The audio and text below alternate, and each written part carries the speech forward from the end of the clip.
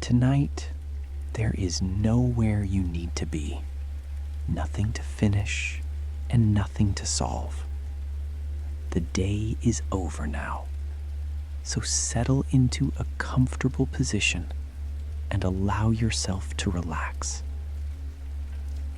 As the rain falls softly outside, let your breathing find its own gentle rhythm. There is no need to focus on anything, no need to remember anything, and no need to do anything at all. Tonight, all you need to do is listen. Together, we'll leave the noise of the day behind and step into a quieter place. A place filled with old books, soft light, and endless stories. Beyond these shelves, the world feels distant. The clocks tick more slowly here. The rain softens every sound beyond the windows. And for a little while, nothing is expected of you. No decisions, no deadlines, no distractions.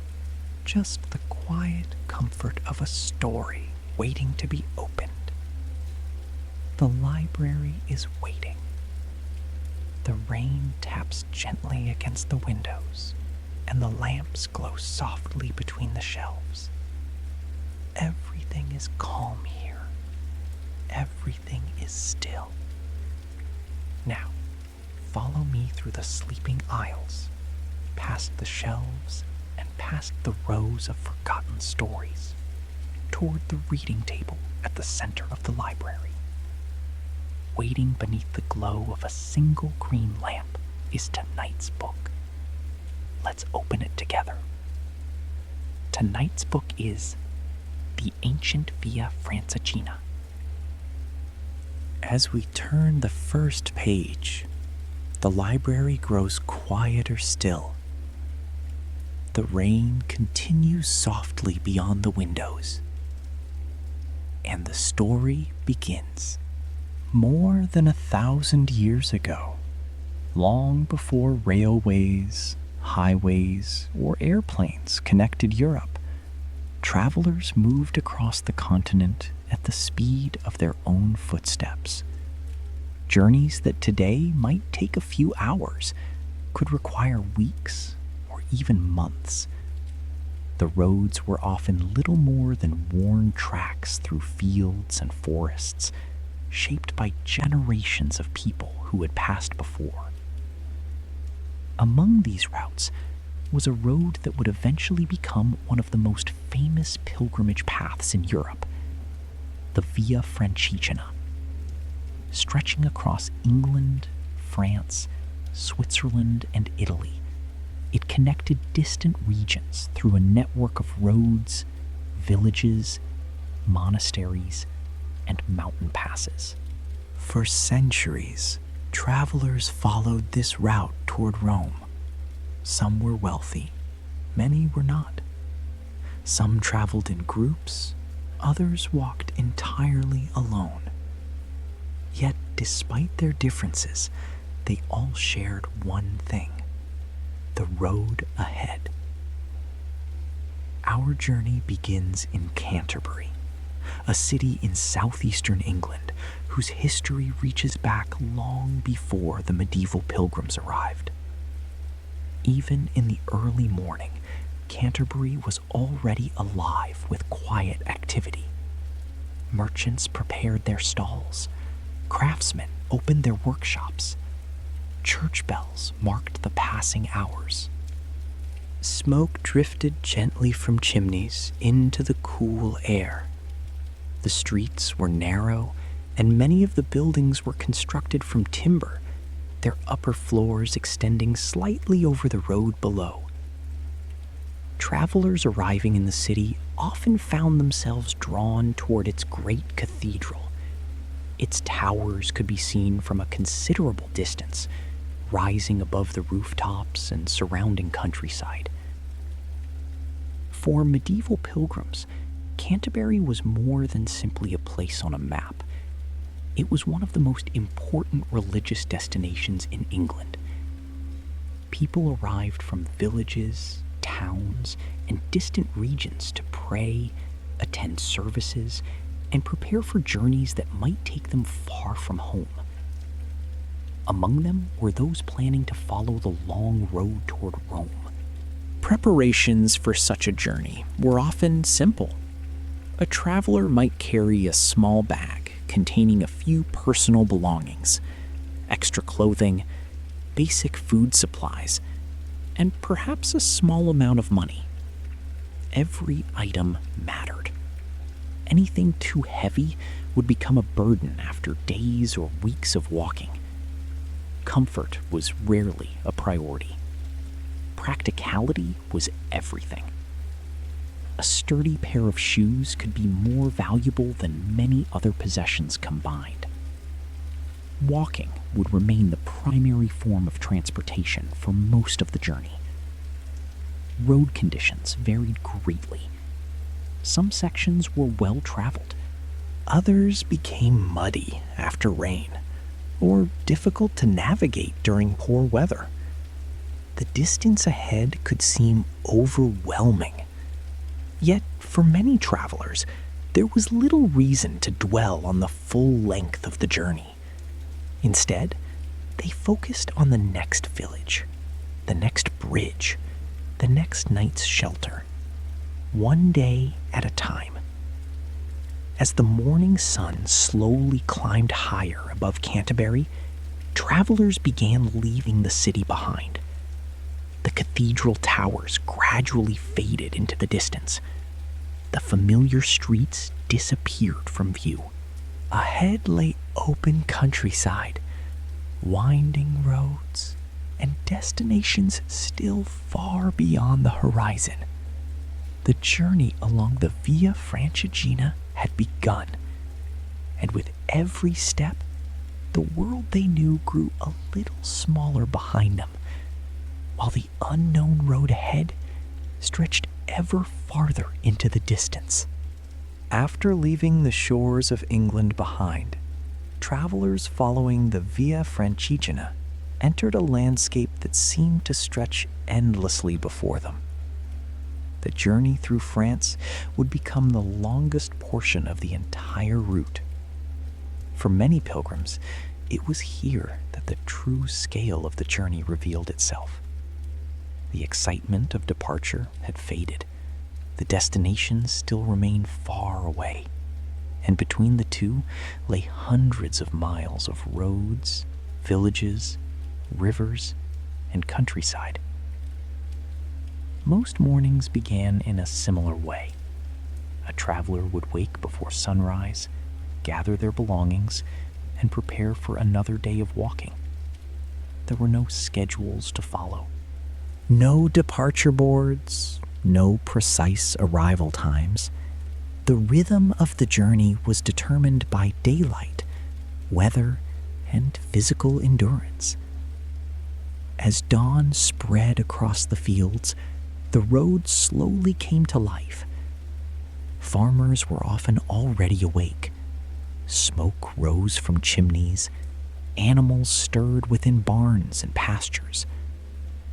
The countryside carried its own quiet routines, many of which had remained unchanged for generations. The roads themselves varied greatly.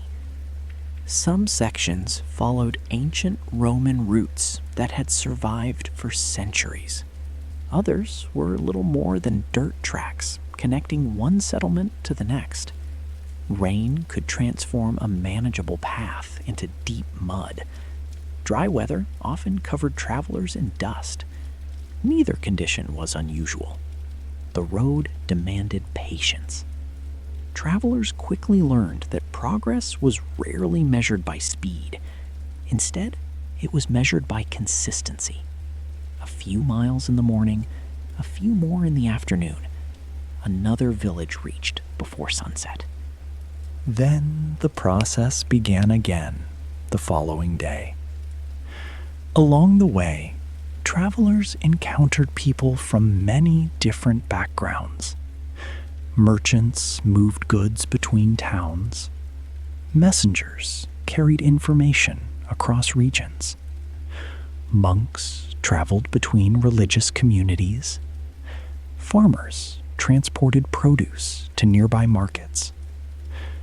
Although their destinations differed, they often shared the same roads. Conversations were usually brief, a greeting, a warning about weather ahead, news of a damaged bridge or a crowded inn. Small pieces of information passed from traveler to traveler, helping everyone continue safely along the route. Food remained simple. Bread was a constant companion for many travelers. Cheese, dried fruit, onions, and small portions of meat appeared whenever available. Meals were practical rather than memorable. Their purpose was not enjoyment, but energy. A traveler needed enough strength to continue walking the next day. Water was equally important. Wells, springs, and streams often determined where settlements developed. Finding clean water could be as important as finding shelter. By midday, the landscape often seemed endless. Fields stretched toward distant horizons. Roads curved gently through forests. Small villages appeared unexpectedly, offering a brief sense of activity before disappearing behind the traveler once again. Hours passed quietly. The sound of footsteps became familiar.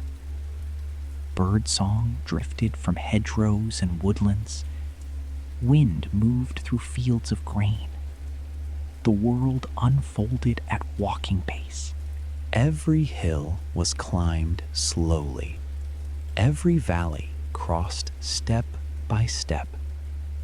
Unlike modern travel, there was no possibility of rushing ahead. The road revealed itself gradually. As evening approached, attention shifted toward finding shelter. Travelers preferred to stop before darkness completely covered the countryside. The next village became increasingly important. A place to rest, a place to eat, a place to recover before another day on the road. Lights appearing in the distance often brought relief. After many hours of walking, even a small settlement could feel welcoming. A warm meal, a dry place to sleep, a roof overhead. Simple comforts carried enormous value. And as darkness settled across the French countryside, travelers rested, knowing that tomorrow would look remarkably similar to today. Another road, another village, another horizon waiting in the distance. And with each passing day, Rome grew just a little closer. As the sun began to sink lower in the sky, the priorities of every traveler slowly changed. The distance covered no longer mattered. The destination for the day had already been decided. What mattered now was finding a place to spend the night. For those walking the Via Francigena, evenings often ended in small villages scattered across the countryside. Some offered simple guest houses. Others provided shelter through monasteries or religious hospices. And in larger settlements, travelers might find something closer to what we would recognize as an inn. These inns were very different from modern hotels. There were no reservations, no private bathrooms, no electric lights glowing from windows, no guarantee that a bed would even be available. A traveler arrived and hoped for the best. Many inns stood along well-traveled roads where merchants, pilgrims, and messengers regularly passed. Their owners understood the needs of weary travelers: food, warmth, and a place to sleep. Everything else was secondary.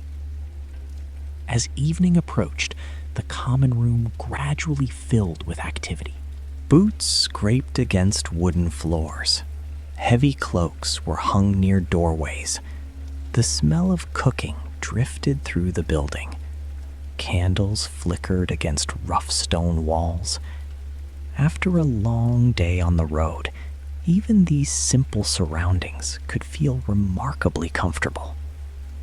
The meals were usually uncomplicated. A thick vegetable stew might simmer over an open fire. Fresh bread could be served alongside cheese or small portions of meat. Seasonal vegetables often appeared on the table. The exact meal depended less on a menu and more on whatever ingredients happened to be available that day.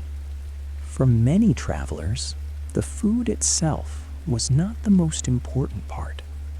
It was the opportunity to sit down, to rest tired legs, to escape the cold or rain outside, to enjoy a brief pause before tomorrow's journey. The dining tables were often shared. Strangers sat beside one another simply because there was nowhere else to sit. Conversations drifted naturally through the room. Travel stories were exchanged. Road conditions were discussed. Someone might describe a flooded bridge several days ahead. Another traveler might recommend a monastery known for offering generous hospitality. Information traveled almost as quickly as people themselves. In a world without newspapers, telephones, or internet connections, these conversations served an important purpose. News moved from village to village through ordinary people. A merchant arriving from a distant city might carry stories that local residents had never heard before. A pilgrim could describe conditions hundreds of miles away. Every traveler became a messenger without even intending to. As darkness deepened outside, candles became increasingly important. Their soft light illuminated only small sections of the room. Beyond their glow, shadows gathered quietly in corners. The atmosphere became calmer. Voices softened. Some travelers continued talking. Others simply sat near the warmth of the fire. The sound of crackling wood mixed with distant rain or wind outside. Eventually, attention turned towards sleep. The sleeping arrangements varied greatly. A wealthy traveler might secure a private room. Most people could not. Shared sleeping spaces were common. Several travelers often occupied the same room, sometimes sleeping side by side on simple straw mattresses. Privacy was limited. Comfort was modest. Yet after walking for hours across roads and fields, many travelers fell asleep quickly, regardless of the conditions. Outside, the village settled into silence. The roads that had carried travelers throughout the day now stood empty beneath the night sky. Only an occasional lantern glowed behind a distant window. The journey paused. For a few hours, no miles needed to be covered. No decisions needed to be made. Tomorrow's road could wait until morning. And within the quiet shelter of a medieval inn, travelers closed their eyes, knowing that another day along the Via Francigena would begin with the sunrise. For many travelers along the Via Francigena, There was one part of the journey that inspired equal measures of anticipation and concern: the Alps. For weeks, the mountains existed only as stories carried by other travelers. They appeared in conversations around dinner tables. They were mentioned by merchants traveling in the opposite direction. They lingered in the distance as a challenge that could not be avoided. Eventually, however, every traveler reached the point where the mountains were no longer a rumor. They stood directly ahead. Rising above the landscape with snow-covered peaks and steep slopes, the Alps formed one of the most dramatic sections of the entire route. To modern travelers, crossing a mountain range may seem relatively simple.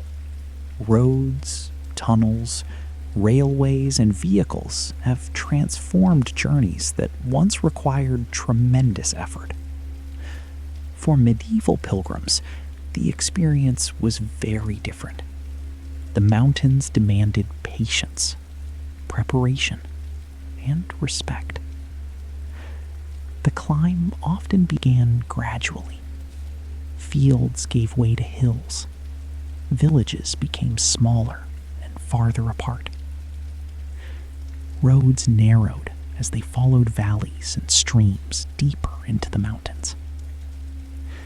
The air itself seemed different, cooler, cleaner, more noticeable with every breath. Travelers learned to pay close attention to the weather. Conditions could change quickly. A clear morning might become cloudy by afternoon. Rain could arrive without warning. Higher elevations sometimes held patches of snow long after spring had arrived elsewhere. The mountains followed their own rules. Progress slowed considerably. Distances that appeared short on a map could require hours of walking. Steep paths forced travelers to conserve their energy. Frequent rests became necessary. Every step demanded more effort than the roads of the countryside below. Yet the mountains offered rewards as well. The scenery changed constantly. Waterfalls tumbled down rocky cliffs. Streams crossed the path before continuing into distant valleys. Forests of pine and fir covered the slopes. Above them, bare stone peaks reached toward the sky. For travelers accustomed to open farmland and rolling countryside, the Alps presented an entirely different world. Wild and magnificent. Despite their beauty, the mountains were not a place where travelers wished to spend the night without shelter. For centuries, religious communities established hospices and monasteries near important mountain passes. These buildings served as lifelines for pilgrims and travelers. They provided food, warmth, safety, and perhaps most importantly, guidance. Many travelers arrived exhausted after long days of climbing. Inside these mountain hospices, they found simple meals, modest sleeping quarters, and protection from the unpredictable conditions outside. The monks who lived there understood the dangers of the mountains. Helping travelers had become part of their daily lives. On cold evenings, the warmth of a fire could feel like a luxury beyond measure. The sounds of wind outside only increased appreciation for the shelter within. Some travelers remained for a single night. Others stayed longer when weather conditions made crossing dangerous. patience was often wiser than haste. The mountains had existed for countless centuries. They would not be conquered by rushing. As travelers continued higher, the views expanded dramatically. Valleys stretched far below. Roads disappeared into the distance. Villages looked small against the immense scale of the landscape. Standing on a mountain pass, a traveler could see how far they had come and imagine how much farther remained. Eventually, after days of climbing, the highest point of the journey would be reached. Beyond it lay Italy. The descent began slowly. The road wound downward through valleys and forests. The air gradually grew warmer. New villages appeared. New accents could be heard. The landscape itself seemed to announce that another chapter of the journey had begun. The Alps now stood behind them. The greatest obstacle on the Via Francigena had been crossed. And somewhere beyond the mountains, far to the south, Rome waited patiently for those still following the ancient road. After crossing the mountains and descending into the valleys of northern Italy, many travelers along the Via Francigena found themselves searching for the same thing they had searched for throughout the entire journey: a safe place to rest. While inns and guest houses could often be found in larger towns, another form of shelter played an equally important role along the ancient road: the monasteries. Scattered across the countryside, these religious communities welcomed travelers for centuries. Some were large and well-known. Others consisted of only a few buildings surrounded by fields and gardens. Yet to a weary pilgrim approaching at the end of a long day, even the smallest monastery could feel like a welcome sight. The first indication of its presence was often the sound of bells. Carried by the evening air, their steady tones traveled across hills, vineyards, and fields. Long before the buildings appeared, the bells announced that shelter was near. As travelers approached, they would often find thick stone walls, simple courtyards, and modest buildings constructed to endure generations of use. Many monasteries stood in quiet locations, away from busy markets and crowded roads. Silence was valued there, not because conversation was forbidden, but because quietness itself was considered important. Life inside the monastery followed a rhythm very different from the outside world. The passing of hours was marked by bells rather than schedules. Days were organized around prayer, work, study, and rest. The routine changed little from one season to the next. For travelers accustomed to the uncertainty of the road, this predictability could feel comforting. Upon arrival, guests were usually greeted with simple hospitality. No luxury awaited them. Yet that was rarely what they sought. A warm meal, clean water, a place to sleep. These were treasures enough. The evening meal was often modest. Fresh bread baked earlier in the day, vegetables gathered from monastery gardens, soup prepared from seasonal ingredients, perhaps a little cheese or fruit, depending on the region and time of year. The meal was not designed to impress. Its purpose was nourishment, to restore strength for another day of travel. After eating, some travelers spent time exploring the monastery grounds. Gardens were common features of monastic life. Rows of herbs, vegetables, and fruit trees provided food for the community. Paths wound quietly between buildings. Fountains sometimes stood at the center of courtyards, their water creating a gentle background sound. Everything seemed to encourage a slower pace, a calmer state of mind. Inside the monastery, another world existed. Libraries and scriptoria preserved knowledge that might otherwise have been lost. Long before printing presses became widespread, books were copied by hand, page after page, line after line. The work required patience and concentration. In softly lit rooms, monks carefully reproduced texts that would survive for centuries. Many travelers never saw these rooms, yet their existence quietly shaped the intellectual life of Europe. As darkness settled outside, the atmosphere within the monastery became even more peaceful. The sounds of the day gradually faded. Footsteps became less frequent. Voices grew quieter. The evening bells echoed once more through the corridors and courtyards.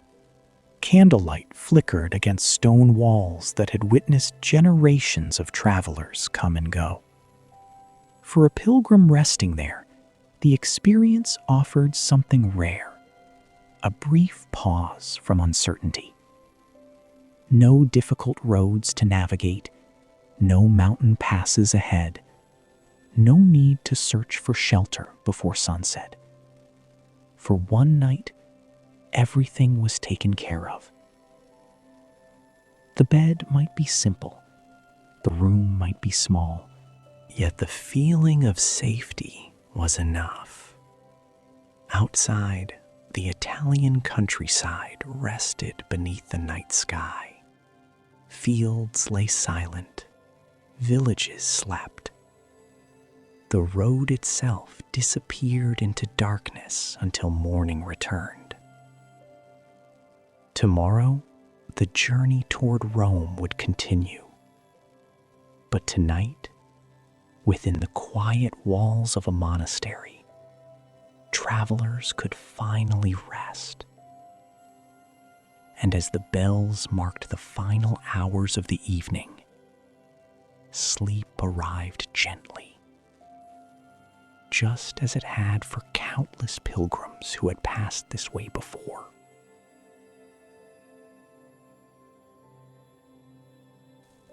By the time travelers reached Tuscany, many weeks of walking already lay behind them. The mountains had been crossed, countless villages had come and gone, roads had stretched across countries, valleys, and distant horizons. Yet for many pilgrims following the Via Francigena, Tuscany became one of the most memorable parts of the entire journey. The landscape seemed to move at a different pace. Rolling hills rose and fell gently across the countryside. Long rows of cypress trees followed winding roads.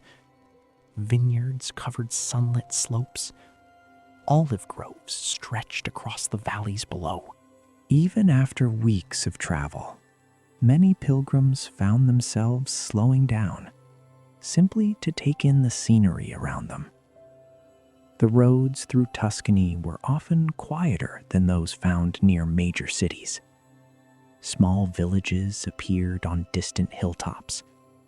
Stone farmhouses stood among fields and vineyards. Church towers rose above clusters of terracotta rooftops. From a distance, each settlement seemed almost unchanged by time. As morning sunlight spread across the hills, the countryside gradually came to life. Farmers worked among the vineyards. Shepherds guided their flocks through open pastures. Market carts moved along the roads connecting one town to another.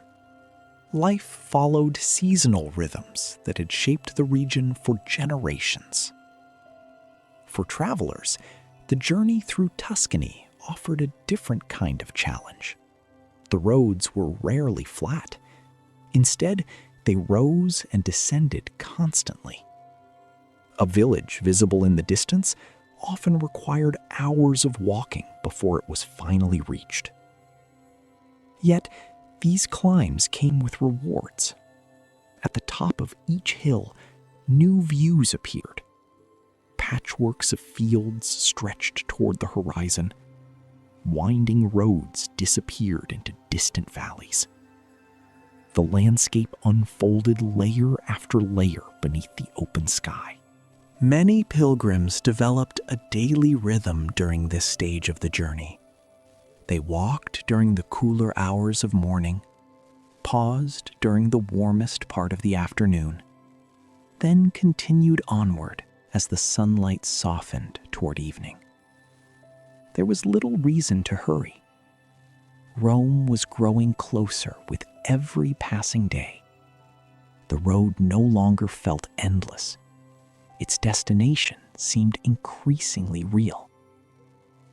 Along the route, travelers encountered communities that had welcomed pilgrims for centuries. Some villages grew partly because of the Via Francigena itself. The steady flow of travelers created opportunities for inns, markets, workshops, and places of worship. The road brought stories, news, and visitors from distant regions. In return, the villages provided food, shelter, and guidance. This relationship continued generation after generation. Even today, traces of that history remain visible throughout Tuscany. Ancient churches stand beside modern roads. Old stone bridges continue carrying travelers across rivers and streams. Sections of the original route can still be followed on foot. For medieval pilgrims, however, these places were not historical landmarks. They were part of everyday life. A bridge meant safe passage. A church offered rest and prayer. A village promised food and shelter before nightfall. The simple necessities of travel remained just as important as they had been weeks earlier. As evening approached, the Tuscan countryside became especially beautiful. The sunlight turned golden. Long shadows stretched across vineyards and fields. The distant hills softened beneath the fading light. For travelers nearing the end of a long day's walk, the landscape often felt peaceful and welcoming. The road curved gently through the countryside. The air cooled. The sounds of the day gradually quieted. Birdsong faded into the distance. Smoke rose from chimneys in nearby villages. Windows began glowing with candlelight. Another day along the Via Francigena was drawing to a close. And somewhere beyond the next hills, beyond the next villages, and beyond the roads that still remained ahead, Rome waited. Closer now than it had ever been. Closer with every step. Closer with every sunset. The journey was not yet finished, but for the first time, many pilgrims could truly begin to imagine its end. After weeks and months of travel, something began to change in the minds of many pilgrims following the Via Francigena. The road itself remained much the same. There were still hills to climb, villages to pass through, meals to find, places to sleep, and miles to walk. Yet the journey no longer felt endless. For the first time, its conclusion seemed close enough to imagine. The final days on the road carried a different feeling from those at the beginning. When travelers first left home, nearly everything ahead was unknown. The distance seemed impossible to measure. The challenges could only be guessed. Each day revealed something entirely new.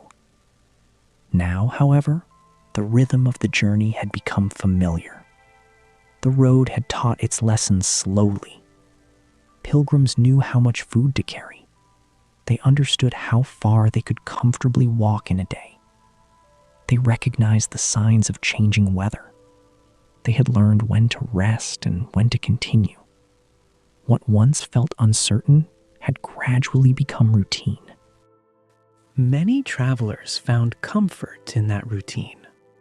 Each morning began in a familiar way. The first light appeared across the countryside. Birdsong drifted through open windows or across quiet fields. Bags were packed, shoes were adjusted, and once again the road stretched ahead. Step by step, hour by hour, the journey continued. Along these final sections of the Via Francigena, pilgrims often encountered increasing numbers of fellow travelers. Roads converged, routes joined together, villages became busier. The closer one moved toward Rome, the more people appeared to share the same destination. Some had traveled from distant regions of Europe. Others had joined the route only recently. Yet, despite their different origins, they all moved in the same direction, southward, toward the eternal city. Conversations naturally reflected this growing sense of anticipation. Travelers exchanged estimates about how many days remained. They discussed roads ahead. They shared stories of their journeys. Many had been walking for weeks, some for months. Every traveler carried memories gathered from hundreds of miles of road. A monastery in the mountains, a crowded marketplace in France, a quiet village hidden among vineyards. A storm survived, a friendship formed, a difficult climb completed. The journey had become a collection of small moments woven together over time. As Rome drew nearer, pilgrims often became more reflective. Long hours of walking encouraged quiet thought. The steady rhythm of footsteps created space for contemplation. Many travelers found themselves remembering the places they had already passed, the villages now far behind them, the mountains they had crossed, the people they had met along the way. Distance has a way of transforming experiences. Difficult days sometimes became favorite memories. Challenges that once seemed overwhelming appeared smaller with time. The road softened rough edges and left only the story behind. The landscape itself also began to change. Ancient ruins occasionally appeared among fields and hills. Sections of old Roman roads emerged beneath travelers' feet. Stone markers stood beside the route. Signs of history became more frequent. For centuries, roads had led toward Rome. Empires had used them. Merchants had followed them. Armies had marched upon them. Pilgrims now walked where countless others had walked before. The feeling was difficult to describe. The destination was close, yet many travelers discovered they were no longer focused solely on arriving. The journey itself had become meaningful. The daily routines, the quiet mornings, the simple meals, the changing landscapes, the endless horizons. These experiences had shaped them in ways impossible to notice from one day to the next. Only now, nearing the end, could they fully appreciate how far they had come. As evening settled across the countryside once again, travelers rested, knowing that only a few days remained. Tomorrow, the road would continue, and soon, somewhere beyond the hills ahead, the towers, churches, and ancient streets of Rome would finally come into view.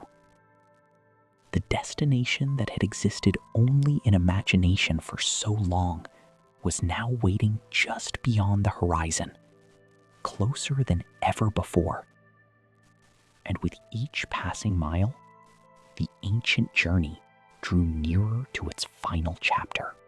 After months of walking, there comes a moment in every long journey when the destination is no longer an idea. It is no longer a place described by maps, stories, or the words of other travelers. It becomes something real, something visible. For pilgrims following the Via Francigena, that moment often arrived quietly. There was no grand announcement, no gate marking the exact point where the journey ended. Instead, Rome gradually revealed itself. A distant church tower. A road growing busier with travelers. Ancient stone structures appearing more frequently across the landscape. Small signs that the city was drawing near. As the final miles passed beneath their feet, many pilgrims found themselves walking more slowly than before. Not from exhaustion, but from awareness. For so long, every day had been defined by the road ahead. Every morning had begun with another destination to reach, another horizon to follow. Now, for the first time, there were very few miles remaining. The journey that had shaped their lives for weeks or months was approaching its end. The roads leading into Rome carried travelers from every direction. Merchants arrived with carts loaded with goods. Messengers moved quickly between destinations. Local residents traveled between villages and the city. And among them walked pilgrims who had spent months crossing Europe one step at a time. The closer they came to Rome, the more crowded the roads became. The quiet countryside slowly gave way to signs of urban life. Stone buildings appeared more frequently. The sounds of conversation echoed through the streets. Markets buzzed with activity. Church bells rang across the city throughout the day. For travelers who had spent so much time in remote villages and open countryside, the energy of Rome must have felt remarkable. The city was unlike anything they had encountered along the route. Its streets carried the weight of centuries. Ancient ruins stood beside newer buildings, temples, churches, workshops, and homes filled the landscape. History seemed present everywhere. Pilgrims arriving in Rome often spent time simply observing, watching people move through the streets, listening to unfamiliar accents, taking in the scale of the city around them. For many, this was the largest city they had ever seen, a place they had imagined countless times while walking the long road south. Now it stood before them, real at last. Yet, something interesting often happens at the end of a great journey. The destination brings satisfaction, but it also brings reflection. Standing in Rome, many pilgrims likely found themselves thinking about the road behind them, the villages of France, the mountain passes of the Alps, the monasteries that offered shelter, the hills of Tuscany glowing beneath the evening sun, the countless footsteps that had carried them across an entire continent. The destination mattered, but so did everything that had happened along the way. As evening settled over the city, the bells of Rome echoed through the air. The long journey along the Via Francigena had finally come to an end. The road that began far away among distant fields, villages, and cathedrals now rested behind them. Its miles had been walked, its mountains crossed, its stories collected. And as darkness slowly gathered over the ancient city, travelers could finally rest, knowing that they had reached the end of one road and the beginning of another. For every journey eventually ends, but the memories of the road remain long after the final step has been taken. And tonight, as the lamps glow softly within our quiet library, we close the final page of the ancient Via Francigena. The road is behind us now. The journey is complete, and it is finally time to rest.